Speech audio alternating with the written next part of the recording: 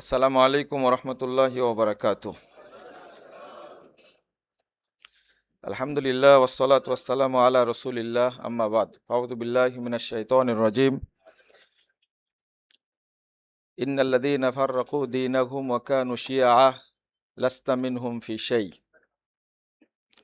ক্বালা সাল্লাল্লাহু আলাইহি ওয়াসাল্লাম আসহাবি আমানাতুল লি উম্মতি। রাওয়াহু মুসলিম।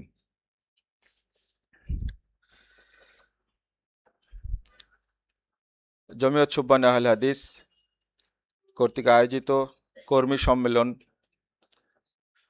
2026-এর সম্মানিত সভাপতি শেখ আব্দুল্লাহিল হাদি, মাননীয় প্রধান অতিথি বাংলাদেশ জমিয়ত আহলে হাদিসের সংগ্রামী সভাপতি, বিশিষ্ট শিক্ষাবিদ অধ্যাপক ডক্টর আব্দুল্লাহ ফারুক, উপস্থিত প্রধান আলোচক বাংলাদেশ জমিয়ত আহলে হাদিসের সংগ্রামী সেক্রেটারি জেনারেল অধ্যাপক আসাদুল ইসলাম, অন্যান্য অতিথিবৃন্দ,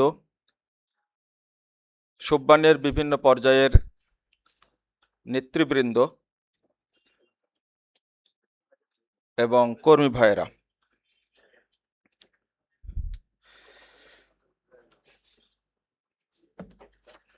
প্রথমত আমি জমিয়ত সুবহান আহলে হাদিস বাংলাদেশের কেন্দ্রীয় কমিটিকে অভিনন্দন জানাই সুন্দর এই কর্মী সম্মেলন আয়োজনের জন্য। অন্যান্য সম্মেলনের চেয়ে 2026-এর কর্মী সম্মেলন সম্পূর্ণ আলাদা, প্রাণবন্ত। আল্লাহ তাদের খেদমতকে কবুল করুন, আমিন। আমাকে বিষয় দেওয়া হয়েছে জমিয়ত আহলে হাদিস চ্যালেঞ্জ ও সম্ভাবনা। খুব সুন্দর, গুরুত্বপূর্ণ। কিন্তু চ্যালেঞ্জ যখন বলেছেন তখন তিনটা প্রসঙ্গ আসে। আমি সুবহানের কর্মীদের কাছে তিনটি বিষয় প্রশ্ন করব, আপনারা কোনটা গ্রহণ করবেন? Face A challenge, accept A challenge, up for the challenge. Challenge মোকাবেলা, না চ্যালেঞ্জ গ্রহণ, না চ্যালেঞ্জের জন্য প্রস্তুত? কোনটা? হ্যাঁ, হলো না। কে বলেছেন? চ্যালেঞ্জ গ্রহণ। কে বলেছেন? মাশাআল্লাহ। তাহলে চ্যালেঞ্জ গ্রহণ আর চ্যালেঞ্জের জন্য কি? চ্যালেঞ্জ মোকাবেলা করা, তাই না? আপনারা যে বললেন চ্যালেঞ্জ গ্রহণ, তাই না? এটা হলো অ্যাকসেপ্ট এ চ্যালেঞ্জ। কিন্তু চ্যালেঞ্জ ফেস না করতে পারলে আপনি গ্রহণ করবেন কি করে? সিরিয়ালে তো 1 নম্বর বলেছে কি? হ্যাঁ, face the challenge, face A challenge. তো যে আমি যদি এটা, তাহলে আমি কোন কোন চ্যালেঞ্জকে ফেস করব এগুলো আগে নির্ণয় করার দরকার, তাই না? আমি যখন চ্যালেঞ্জকে ফেস করতে পারবো তখন চ্যালেঞ্জ গ্রহণও করতে পারবো। আমরা কি প্রস্তুত? চ্যালেঞ্জগুলো কি কি? আমার চোখে কয়েকটা চ্যালেঞ্জ বর্তমানে সবচেয়ে বেশি আলোচিত, আমি কয়েকটা সিরিয়াল করেছি। আহলে হাদিস সমাজের অনৈক্য ও ভেদাভেদ। 2 নম্বর, মানহাজের দুর্ভিক্ষ। 3, জাতীয় ও বিজাতীয় মতবাদের আগ্রাসন। 4, প্রশিক্ষিত, দক্ষ, দায়ী ও নিবেদিত প্রাণ ত্যাগী কর্মীর অভাব।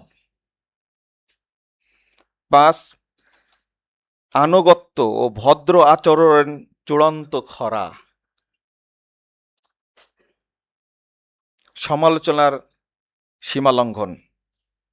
6, জেনারেল শিক্ষিত ব্যক্তিদের মাঝে আহলে হাদিস আকীদা ও চেতনার অনুপস্থিতি। এটা বর্তমানে আমি মনে করি গুরুত্বপূর্ণ একটা চ্যালেঞ্জ। 7, বেদাতি সংগঠন ও পরিবেশের কুপ্রভাব ও সূক্ষ্ম চক্রান্ত। বস্তুবাদী শিক্ষা ব্যবস্থা, প্রগতিবাদীদের দুনিয়াবি জৌলুস। আমি কয়েকটা পয়েন্ট উল্লেখ করলাম,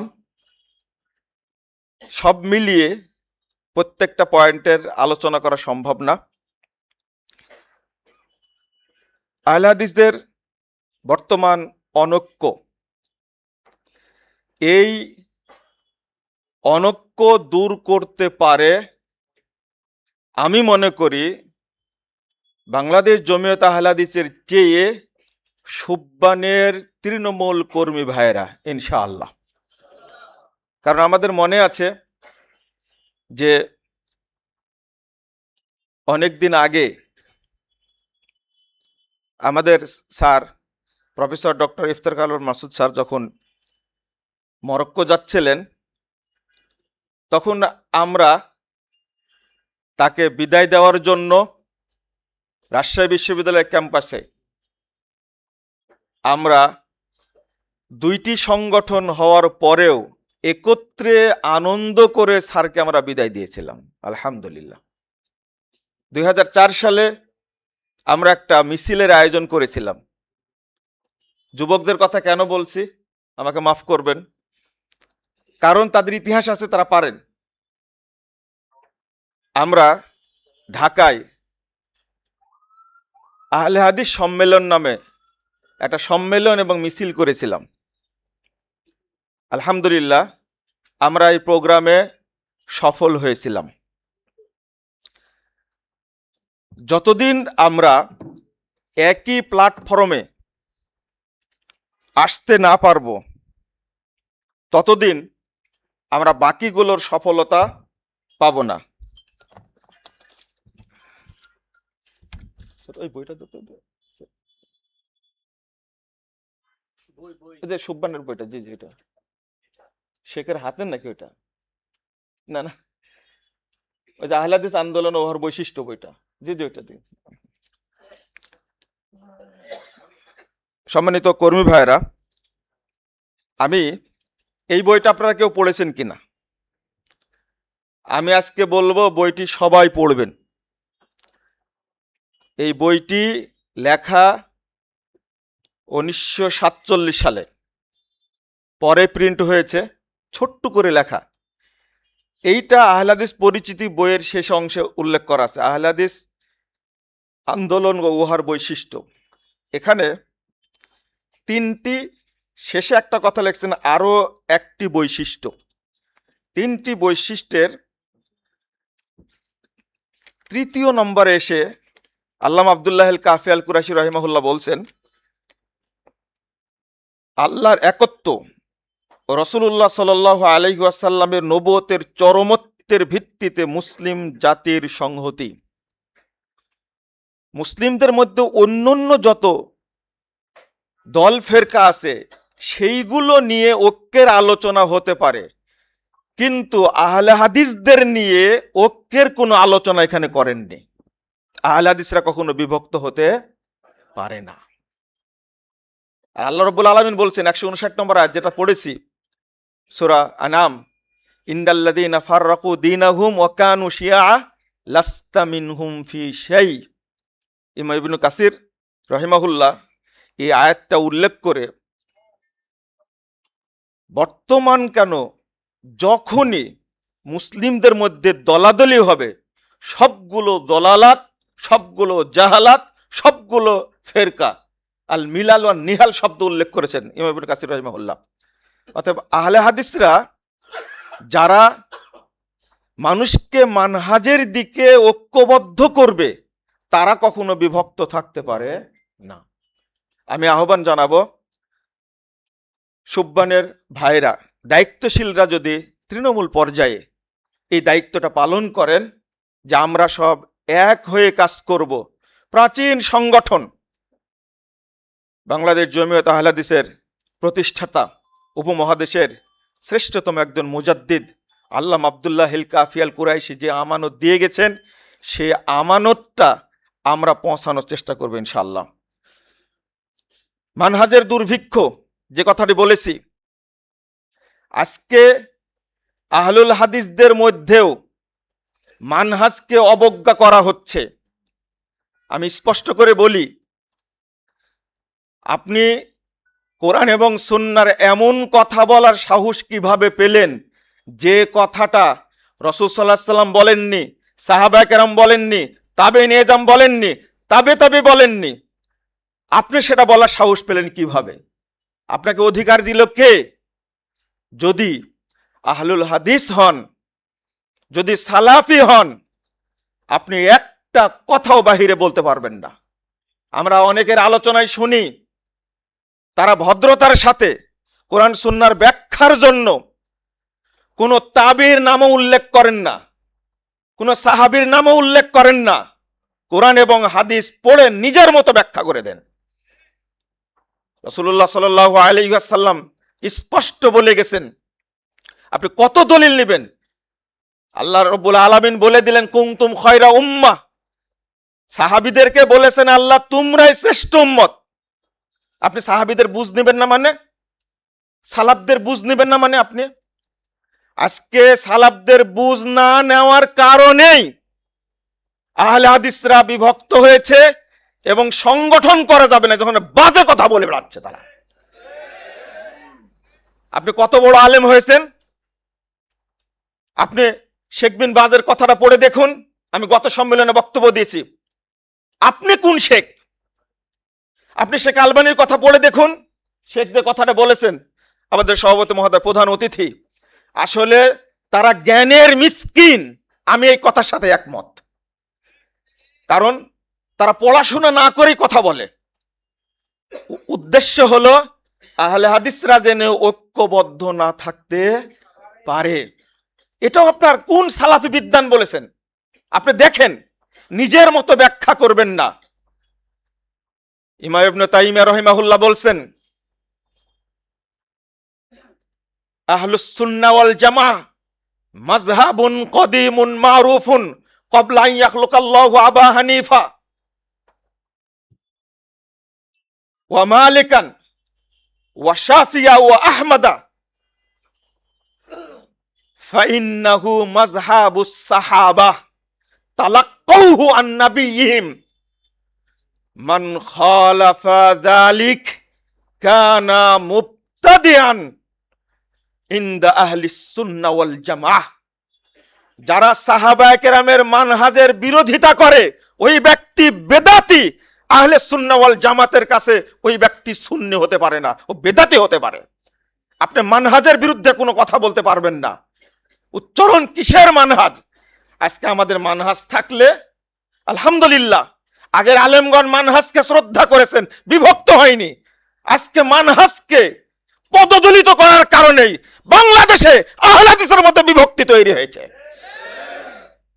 আলহামদুলিল্লাহ, আমরা জমিয়ত আহলে হাদিসের আলেম উলামাদের কাছে বক্তব্য শুনলেই বুঝতে পারি তারা আলেম উলামার কথা কোট করে কথা বলেন, তাদের প্রতি শ্রদ্ধা রাখেন। শুধু ওইটা, আল্লাহ নবী সাল্লাল্লাহু আলাইহি ওয়াসাল্লাম বলছে 43 নম্বর হাদিস ইবনে মাজাহ, তারাকতুকুম, আল্লাহ নবী বলছে সাহাবা কেরামকে, তোমাদেরকে রেখে গেলাম আলাল বাইদা লাইলুহা কানাহারিহা মাইয়াজিগু হাদিহি বাদি ইল্লা হালিকুন। তোমাদেরকে রেখে যাচ্ছি উজ্জ্বল দিনের উপরে, তার রাতটা দিনের মতোই। ধ্বংসপ্রাপ্ত ব্যক্তি ছাড়া এর কেউ বিরোধিতা করবে না।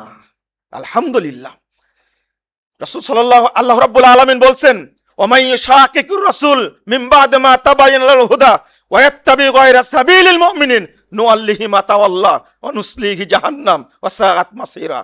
আল্লাহ সুজা করে দিয়েছেন এই জায়গায়, ওয়ায়াত্তাবি গায়রা সাবিলিল মুমিনিন, যে ব্যক্তি মুমিনদের রাস্তার বিরোধিতা করবে, অর্থাৎ সাহাবীদের মানহাজের বিরোধিতা করবে, নুআল্লিহি মা তাওয়াল্লা, ও যেদিকে যেতে চাই আমি ওইদিকে সোজা করে দিব, ওয়া নুসলিহি জাহান্নাম, আমি তাকে জাহান্নামে আছাড় দেব। এগুলো কানে ঢুকে না? রাসূল সাল্লাল্লাহু আলাইহি ওয়াসাল্লাম বলছেন 2531 নম্বর হাদিস সহিহ মুসলিম, আসহাবি আমানাতুল্লি উম্মতি, আমার সাহাবায়ে কেরাম হলেন আমার উম্মতের জন্য নিরাপত্তার প্রতীক।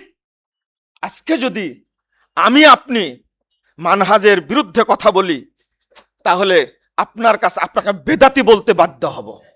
অতএব সেখান থেকে ফিরে আসুন। যারা আহলুস সুন্নাহ ওয়াল জামা, তারা হবে ঐক্যবদ্ধ, নামই হলো ওয়াল জামা। শুধু সুন্নাতের অনুসরণ করে নিজ নিজ জায়গায় থেকে যাবেন একা একা, এটা চলবে না। রাসূল সাল্লাল্লাহু আলাইহি সাল্লাম বলছেন, আমার উম্মত বিভক্ত হবে 73 দলে, সবগুলো জাহান্নামে যাবে একটি ব্যতীত। সেটা কোনটা? ওয়াহিয়াল জামাআহ। আর একটা হাদিস আসছে, মান আলাইহি ওয়া আসহাবি, আমি এবং আমার সাহাবীরা যে মানহাজের উপরে আছি, সেই মানহাজের উপরে যারা থাকবে তারাই জান্নাতে যাবে। সাহাবীদের মানহাজ মানলে কোনোদিন বিভক্তি হবে না, ইখতিলাফ হবে, কিন্তু ইফতিরাক হবে না। ইখতিলাফ হবে, সাহাবায়ে কেরামের সময়ে ইখতিলাফ ছিল, কিন্তু ইফতিরাক ছিল না। আজকে আমরা ইনশাআল্লাহ সবাই ঐক্যবদ্ধ হব। আল্লাহ যেন আমাদের ঐক্যবদ্ধ করে দেন, আমিন। আপনারাও দোয়া করবেন, আল্লাহুম্মা আল্লিফ বাইনা কুলুবিনা ওয়া আসলিহ যাতা বাইনিনা ওয়াহদিনা সুবুলাস সালাম। জি, শেষ হয়ে গেছে। বন্ধুরা আমার, আমি আর একটা কথা বলবো, সেটা হলো জাতীয় বিজাতীয় মতবাদের আগ্রাসন। একটা বই প্রিন্ট করলে সবচেয়ে ভালো হয়, খুব তাড়াতাড়ি হয়তো আমরা প্রিন্ট করে ফেলবো, ইসলামী শাসনতন্ত্রের সূত্র, আল্লামা আব্দুল্লাহ আল কাফি আল কুরাইশি রহিমাহুল্লাহ, এই বইটা দেন, ফটোকপি আমার কাছে, ফটোকপি। 30টি মূলনীতি পেশ করেছেন এখানে। আমি যে কথাটি বলেছি, জাতীয় বিজাতীয় মতবাদের আগ্রাসন, আজকে বাংলাদেশ ব্যাপী 24-এর আন্দোলন, 36শে জুলাই, 5ই আগস্টের কথায় সবাই গদগদ, অনেক স্বপ্ন দেখেছিল, কিন্তু দীর্ঘ 2 বছরে এই ফ্যাসিবাদ পতনের বিপক্ষে এই রাষ্ট্রের মানুষরা এখন পর্যন্ত সুন্দর স্বপ্ন দেখতে পারেনি। চারিদিকে সন্ত্রাসে আনাগোনা। আল্লামা আব্দুল্লাহ আল কাফি আল কুরাইশি রহিমাহুল্লাহ শাসনতন্ত্রের সূত্র লিখতে গিয়ে তিনি এত চমৎকার একটা কথা লিখছেন, সেটা আপনাদের একটু পড়ায় শোনার দরকার। অনেক কথা লিখছেন, ভূমিকাতেই 1 নম্বরের আগে লিখছেন একটা কথা, এই যে ইউরোপী যে চেতনা আমাদের শিক্ষিত ব্যক্তিদের মধ্যে ধরেছে, 47 সালে লিখছেন এটা। এই বইটা লিখছেন 47 সালে, বাংলা সাল এখানে দেওয়া আছে 1354 সালের ভূমিকা লেখা। আল্লামা আব্দুল্লাহ আল কাফি আল কুরাইশি রহিমাহুল্লাহ তিনি লিখছেন যে আমাদের চরম দুর্ভাগ্য বলিয়া মনে করিতে হইবে। কেন? ইউরোপের জাতীয়তা, ন্যাশনালিজম, গণতন্ত্র, ডেমোক্রেসি ও জড়বাদ এর সাহায্যে ইসলামের গৌরব কোনা মাত্র বর্ধিত হইবে না। সমস্ত মতবাদ আপনি বাদ দিন, জাতীয় আর বিজাতীয় হোক, শুধু ইসলামই থাকবে, এইরকম চেতনা নিয়ে যেদিন সুবহানের কর্মীরা গড়ে উঠবে, সুন্দর রাষ্ট্র প্রতিষ্ঠিত হবে ইনশাআল্লাহ। আমরা এই যে বর্তমান প্রেক্ষাপটে জৌলুস দেখে প্রতারিত হচ্ছি। কেন প্রতারিত হচ্ছেন আপনি? কাদের দ্বারা প্রতারিত হচ্ছেন? একদিকে ইখওয়ানীদের চরম কুপ্রভাব, আর একদিকে মওদুদি মতবাদের, জামাত ইসলামের মতো কুপ্রভাব।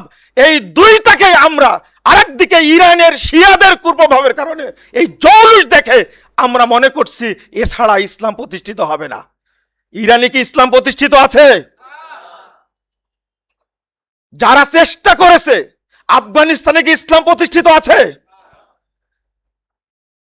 বাংলাদেশে যে স্বপ্ন দেখেছে ইসলাম প্রতিষ্ঠা করার, মওদুদি মতবাদের স্বপ্ন, 41 সালের 26 আগস্ট থেকে নিয়ে এখন পর্যন্ত ইসলামের কোনো কিছুই প্রতিষ্ঠিত করতে পারেনি, বরং গঠনতন্ত্রের মধ্যে একটা কোরআনের কথা নাই, হাদিস শব্দ উল্লেখ নাই, ইসলাম শব্দ উল্লেখ নাই। বিশাল ইস্তিহার প্রকাশ করেছে, সেখানে ইসলাম শব্দ উল্লেখ করতে পারেনি, কোরআন শব্দ উল্লেখ করতে পারেনি, আল্লাহ শব্দ উল্লেখ করতে পারেনি, নবী শব্দ উল্লেখ করতে পারেনি, রাসূল শব্দ উল্লেখ করতে পারেনি।